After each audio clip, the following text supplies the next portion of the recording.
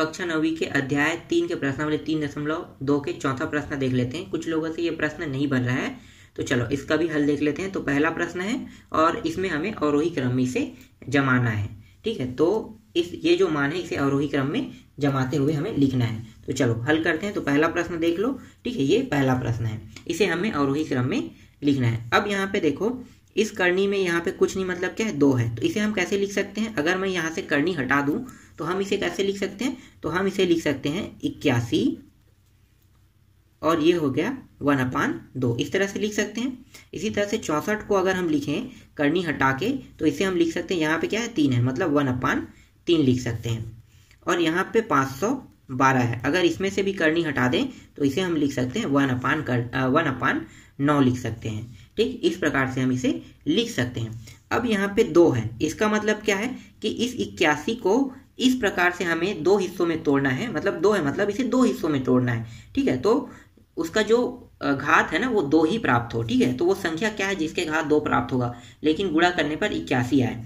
तो इसे निकालने का एक तरीका होता है, उसे हम कहते हैं गुणनखंड विधि। तो देख लो, ये हो गया 81, 9 एकम 9 निया 9 एकम। तो देखो 9 को अगर हम करते हैं तो 9 का 2 घात हो जाएगा, 2 बार है मतलब 9 का 2 घात। तो इसे हम लिख सकते हैं 9 का 2 घात 1/2। समझ में आया? चलो 64 को भी वैसे ही करेंगे, तो 64 को भी निकाल लो। इसी तरह से कितने बार करना है? देखो 3 बार है ना, तो 4 से जा सकता है। ये 4 चौक 4 एकम 4 और 4 छक्के, फिर ये 4 चौक फिर 4 एकम। कितने बार बनाना है हमें? 3 बार। देखो तो 3 का जोड़ा बन गया यहाँ पे, तो ये हो गया 4 का 3 घात आ गया यहाँ पे, और ये हो गया 1/3। ठीक, इसके बाद इसी तरह से देखो 512 को कितने बार लिखना है? 9 बार लिखना है। तो ये 2 से जाएगा, तो 2 को 9 बार कर लेते हैं। तो इसी तरह से हम इसी तरह से गुणनखंड करेंगे तो 2 का घात 9 हो जाएगा और ये 1/9 आ जाएगा। यहां तक समझ में आया आपको? चलो आगे देखते हैं।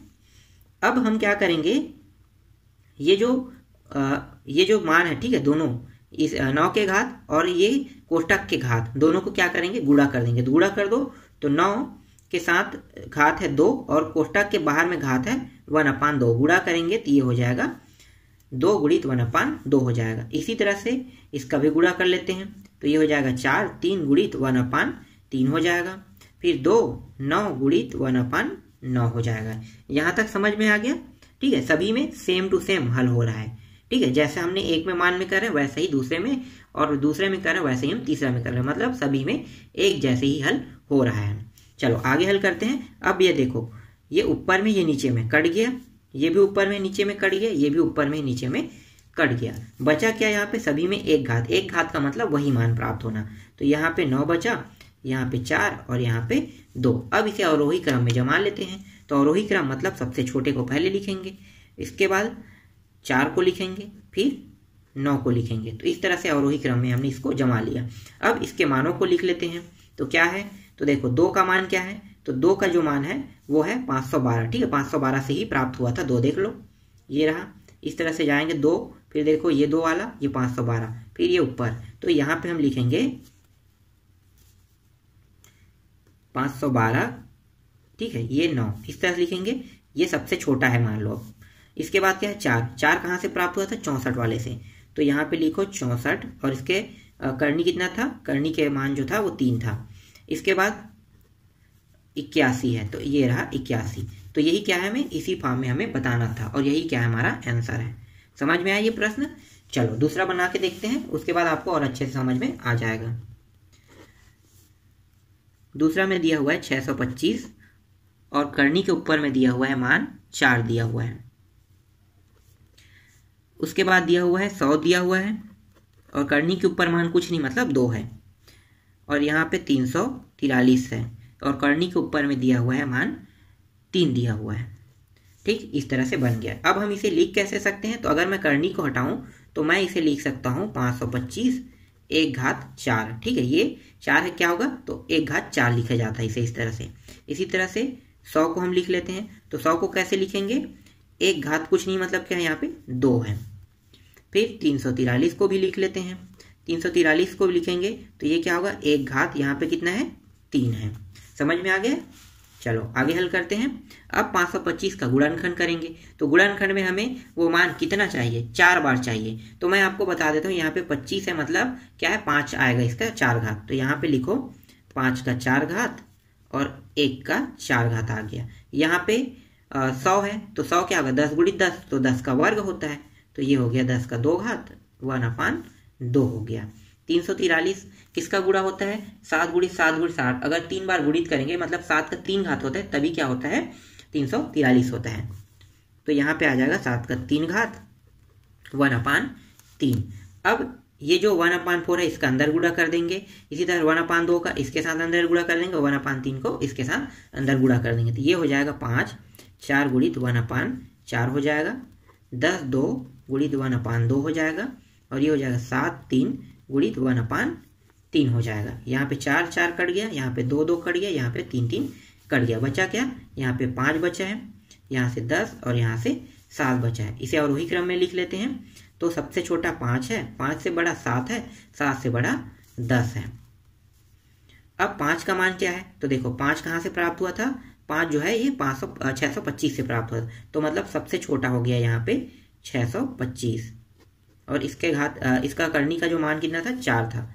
फिर इससे बड़ा 7 है, 7 कहाँ से प्राप्त हुआ, देखो 343 से, 7 है ये 343 फिर ऊपर चला जाएगा।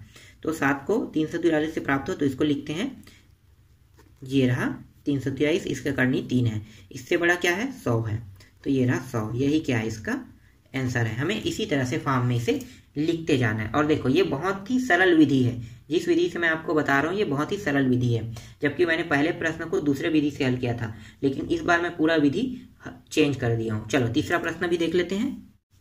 तीसरा प्रश्न को देखो, अब तीसरा प्रश्न को कैसे लिखेंगे, इसको भी वैसे ही करेंगे। ठीक है, तो ये हो गया 216, और ये क्या है 3 है, मतलब 1/3 लिखेंगे। ये हो गया 243, इसको हम लिखेंगे 1/, ये कितना है 5 है, तो 1/5 लिखेंगे।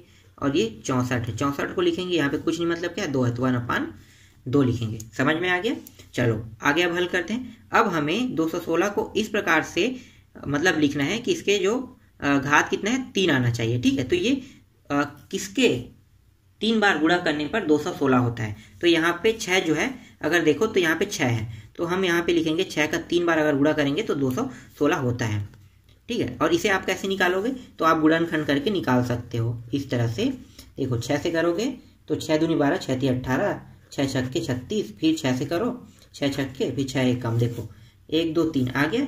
तो सभी मानों को गुणनखंड से ही निकाला जाता है। ठीक है, लेकिन मैं इसको बार बार नहीं बता सकता, तो अगर आपको गुणनखंड आता है तो गुणनखंड कर लेना। ठीक है, और नहीं आता है तो सीख जाओ, क्योंकि मैंने अभी जैसे किया है वैसे ही आपको करना है। अब 243 को करो, तो ये हो गया 243 को करेंगे कितने बार, 5 बार। तो ये हो जाएगा 3 से जाएगा, तो ये 3 का 5 और 1 5 हो जाएगा यहाँ पे। इसी तरह से 64 को करोगे तो 8 गुणित 8 8 64 होता है, 8 का वर्ग 1/2 हो जाएगा। समझ में आया। चलो आगे हल करो अब इसको। तो ये हो जाएगा 6 3, इसको अंदर गुणा करेंगे तो 1/3 हो जाएगा। फिर यहाँ पे 3 का घात 5 है, 1/5 को अंदर गुणा करो तो 1/5 हो जाएगा यहाँ पे।